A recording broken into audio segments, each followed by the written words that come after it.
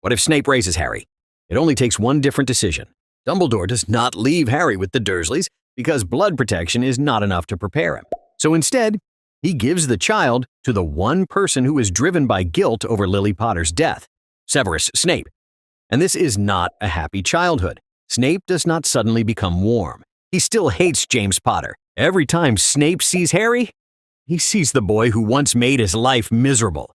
But then Harry looks up, and Snape sees Lily's eyes. That is why he cannot abandon him.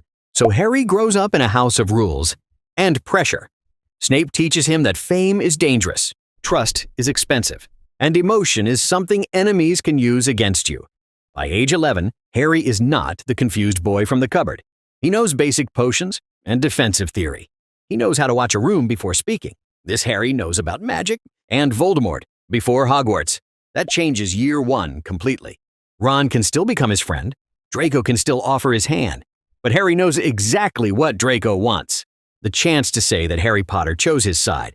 Then comes the Sorting Hat. And this time, Slytherin is not just a temptation. It is the most likely result. The hat sends the boy who lived into the house most connected to the people who wanted him dead. Slytherins would use him as proof that their house was not just the home of future villains. And Draco would realize something uncomfortable. Harry Potter was now in the same common room, and getting far more attention than him. Harry hears things outsiders never hear. Family names, old loyalties, quiet admiration for Voldemort.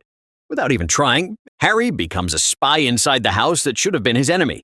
Dumbledore loses control of him too. This Harry does not blindly trust wise old men with secret plans. Snape has taught him better. By the time Voldemort returns, he faces a Harry who can hide his thoughts and recognize manipulation because he was raised by a master of it. The visions become less useful. The trap at the Department of Mysteries is less likely to work.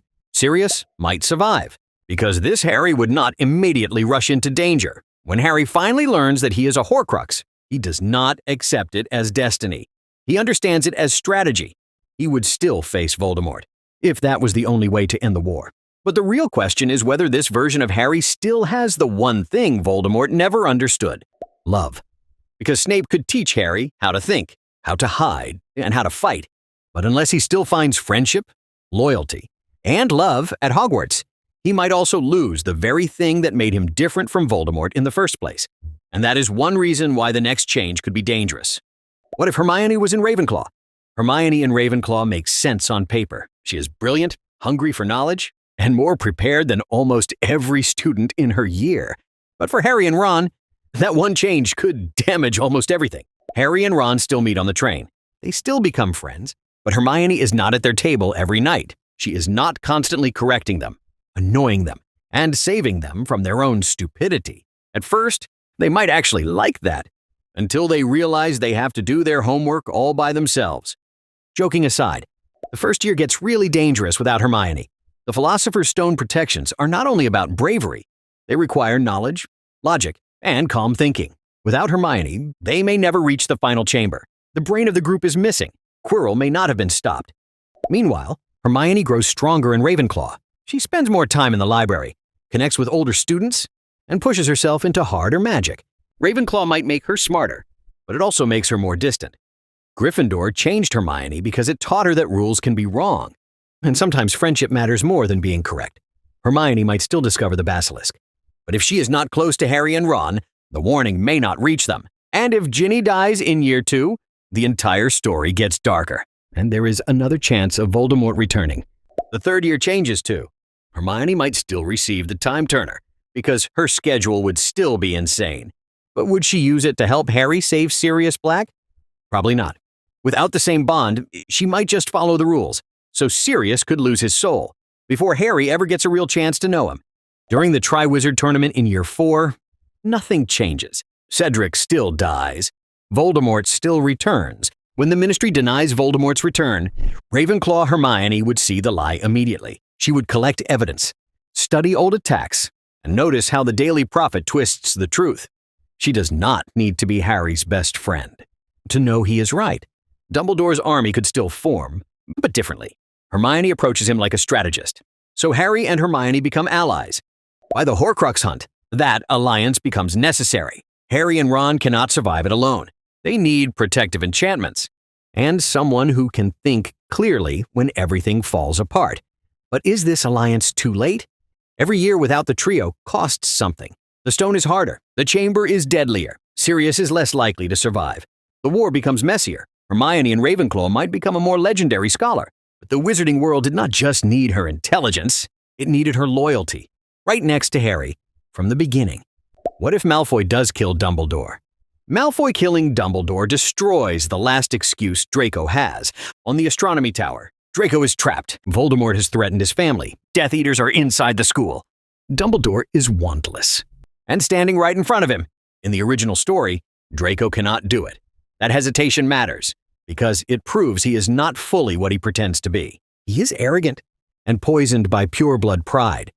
But he is still a frightened boy, not ready for murder. But in this version, he raises his wand and kills. And Voldemort can use that for his cause. The young Malfoy becomes propaganda. Proof that Hogwarts can be broken from the inside. Proof that even children can become Death Eaters. At first, Lucius might see a chance to restore the family's position back into Voldemort's favor. But Narcissa would understand the truth immediately. Draco has been pulled deeper in. Voldemort would not simply reward Draco and leave him alone. He would expect more. More loyalty, more obedience. But that is exactly where Draco would start to break. Because Draco is not Bellatrix. The second Dumbledore falls, Draco's fantasy of glory dies too. This is no longer hiding behind money, family names, Crabbe, or Goyle. This is blood on his hands, and Dumbledore would make it worse. Because he would not die with hatred, but pity on his face. Voldemort would reward Draco publicly, but he would not respect him privately. He would see the guilt. Harry changes too. In the original story, Harry spends most of the final book hating Snape for Dumbledore's death, which drives him forward. But if Draco kills Dumbledore, Harry's rage points somewhere else. Draco is no longer just a school rival. He is the boy who murdered the greatest wizard Harry ever trusted. That makes mercy much harder. In the room of requirement, when Fiendfire explodes, Harry saves Draco in the original timeline. But here, that moment becomes brutal. Harry sees Draco trapped in the flames and hesitates for 1 second. 1 second is maybe all it takes. The Elder Wand also becomes more dangerous. Draco already disarmed Dumbledore, so one allegiance has already passed to him. But if he also kills Dumbledore, the connection becomes impossible to ignore.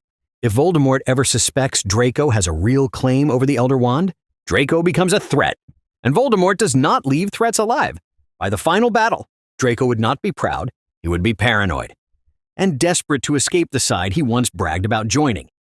The strongest ending is not Draco becoming a hero, more likely. He turns against Voldemort in a small, desperate way. He lies, he hesitates, he protects his mother, because he finally understands what he helped create.